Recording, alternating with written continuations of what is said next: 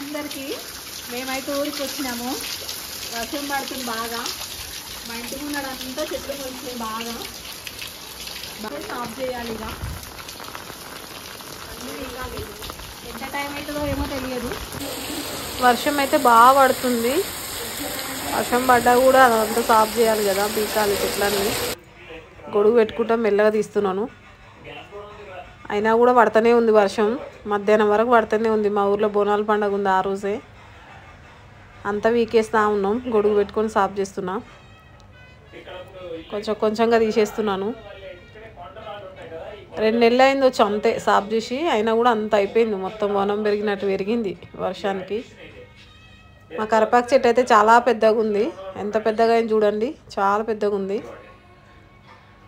అగో ఎంత పెద్దగా ఉంది చూడండి. ఆ చుట్టూన్నాయి కూడా కరపాకు మొక్కలే. చిన్న చిన్న మొక్కలు వచ్చినాయి గింజలు పడి. అవన్నీ మొక్కలే. చాలా వర్షం అయితే తగ్గట్లేదు. అట్నే మెల్లగా తీసేస్తూ ఉన్నాను చెట్లన్నీ.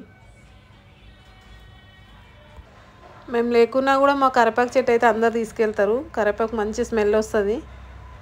మరి రోడ్డు దగ్గర ఉంది కదా, అందరూ ఇసుకొని పోతూ ఉంటారు. అయినా కూడా అంత పెద్దగా అయిన చెట్టు. ఇక చుట్టూ చెట్లు అయితే మొత్తం వనం పెరిగినట్టే పెరిగినాయి. తీసేస్తూ ఉన్నాను మెల్లమెల్లగా. బోనాల పండుగ ఉంది కదా, కుండలు పెట్టడానికి వచ్చినాను నేను ఊరికైతే. అవన్నీ తీసి పెడుతున్నాను కుండలన్నీ. అమ్మ నేను ఇద్దరం కలిసి తీసి పెడుతున్నాం. ఎవరన్నా వస్తే ఇద్దామని చెప్పి ఫస్ట్ తీసి పెడుతున్నాం. ఒక సగం వరకు అయితే ఓపెన్ చేసి పెట్టినాం. కుండలు అయితే సగం వరకు ఓపెన్ చేసి పెట్టినాను. వచ్చి ఒక 4-5 వచ్చి తీసుకుంటున్నారు. వాళ్ళందరూ చూసుకుంటున్నారు కూడా.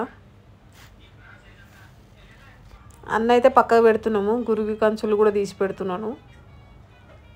మొత్తం ఓపెన్ చేసి పెట్టినాను. కొన్ని పక్క పెడితే వాళ్ళు రాగానే ఈజీగా ఉంటుంది చూపించడానికి. కానీ అమ్మ కూడా అన్నీ ఓపెన్ చేసి పెడుతుంది. నాకంటే అమ్మకే బాగా తెలుసు. రోజు అలవాటు కదా అమ్మ వాళ్ళకి. నాకు అంతగా పోలియడానికి రావట్లేదు తీయడానికి ఇట్లా. కాకపోతే భయం అవుతుంది ఏడ పగిలిపోతాయేమో అని. వాళ్ళందరూ అయితే వచ్చిర్రు చూసుకుంటుర్రు. మా ఇంట్లో బోనం చేసే వాళ్ళు అయితే వచ్చి కొనుక్కొని పోతున్నారు. ఒక ఆమె చూసుకుంటుంది. ఆమెకు నచ్చట్లేదు ఇది అదని తీసి పెడతా ఉంది. నేనైతే సెట్ చేసి చూపిస్తున్నాను. అట్నే అందరు వచ్చి తీసుకున్నారు. ఎట్లా ఊరికి వచ్చినాం కదా అని చెప్పి అన్నం వండుతున్నాను. బగారన్నం, చికెన్ కర్రీను బగారన్నం వండుతున్నాను. అన్నం అయితే అవుతుంది. అంతవరకు చికెన్ కూడా కలిపి పెట్టుకుందామని కడిగేసి పెట్టుకున్నాను.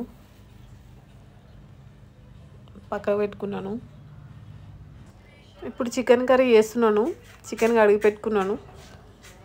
కడిగి పెట్టుకొని ఉప్పు, కారం, పసుపు అన్నీ పెట్టుకున్నాను దగ్గర. కలిపేది కూడా చూపిస్తాను చూడండి. చికెన్ కర్రీ కలిపి పెట్టేసి వండినాను తాలింపు వేయకుండా. కడిగి పెట్టిన చికెన్ గిన్నెలో వేసుకుంటున్నాను. మొత్తం చికెన్ వేసుకోవాలి. అట్నే వేసుకున్నాక ఊర్లో కదా కొంచెం అంత తోలు ఉంది. తోలంతా తీసి పెడుతున్నాను. మనకి ఇక్కడైతేనేమో నీట్గా చేసి ఇస్తారు. అక్కడైతే ఎట్లున్నదో అట్నే కట్ చేసి ఇస్తారు చికెన్. ఇప్పుడు ఆయిల్ వేసుకుంటున్నాను. కొంచెం ఆయిల్ వేసుకొని ఉల్లిగడ్డను, 2 పచ్చిమిరపకాయలు, కొత్తిమీర, పుదీనా, టమాటా ఒకటి, ఒక బిర్యానీ ఆకు, ఉప్పు, కారం అన్నీ వేసుకొని బాగా కలుపుకోవాలి. అన్నీ వేసేసుకున్నాను. బాగా కలుపుకోవాలి. ఇప్పుడు బాగా కలుపుకున్నాక సరిపోకపోతే కొంచెం గరం మసాలా, ధనియాల పొడి కూడా వేసుకున్నాను.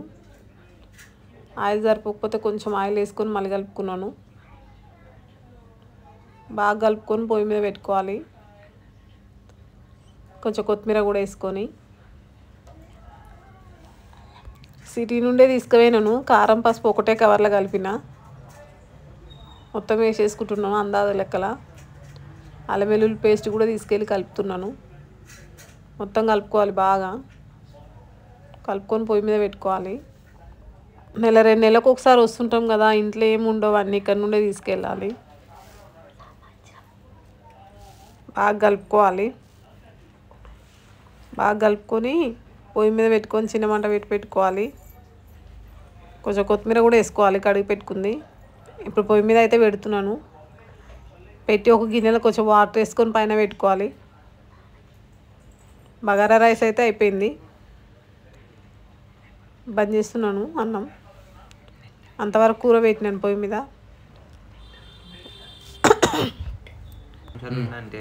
కూర బాగా కలపాలి. అప్పుడప్పుడు మధ్యలో కలుపుకోవాలి 2 సార్లు. మళ్ళీ గిన్నె పెట్టి పెట్టుకోవాలి. కూర అయ్యేంతవరకు అయితే ఊర్లో బండ్లు అయితే ఊరేగుతున్నాయి. చాలా బండ్లు పోతున్నాయి. చూస్తున్నాం ఇక్కడ ఉండే. అక్కడ వరకు వేసి వస్తాయి, గుడి చుట్టూ తిరిగేసి వస్తాయి. బాగా పోతున్నాయి బండ్లు అయితే. మా ఇంటి ముందట నుండే పోతాయి. పెద్ద రోడ్డు ఉంది మా ఇంటి ముందటనే.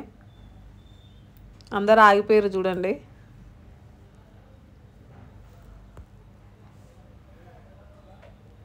కూర అయితే అయిపోయింది. కలుపుకున్నాను. బంద్ చేసుకోవాలి. బాగా కలిపి బంద్ చేస్తున్నాను. ఎలా ఉందో చూడండి. నేను చేసిన చికెన్ కర్రీ అయితే కలర్ఫుల్గా బాగా వచ్చింది. కొత్తిమీర వేసుకొని బంద్ చేసుకోవాలి. సింపుల్గా అయిపోయింది కర్రీ అయితే, తాలింపు వేయకుండా. ఎవరైతే నా పాత వీడియోస్ చూశారో, సబ్స్క్రైబ్ చేశారో లైక్ చేయండి.